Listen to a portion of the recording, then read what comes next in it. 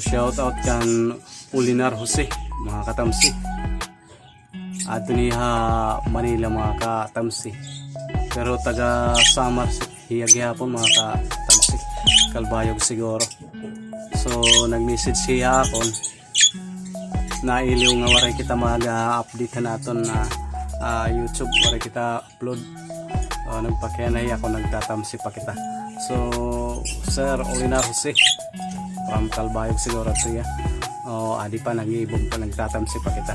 May nabaghapon kita mga tamsi.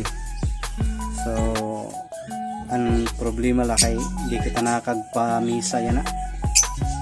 Hindi kita siniswerte ato na African lovebirds. Nagkamisa man kita pero namatay lagyap mga katamsi. So aton mga viewers nga daton mga subscriber, damong salamat yapon niyo padayon nga pagtapod naton YouTube channel pag ugup bisan kon guti pala kita ato na YouTube channel mga katamsi, at least may nagyapon nagsusubscribe pa hinahinay la, pero di man kita nag-apura mga katamsi, basta may adala okay na. So kutob na lang kita din mga sangkay.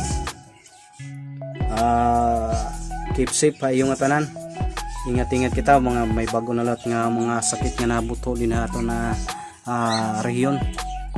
Damong salamat na iyo pag kita na ako na mga video mga katamsi. Inaniyo bus ng sangkay Reggae Boy, lovebirds, hobbyist,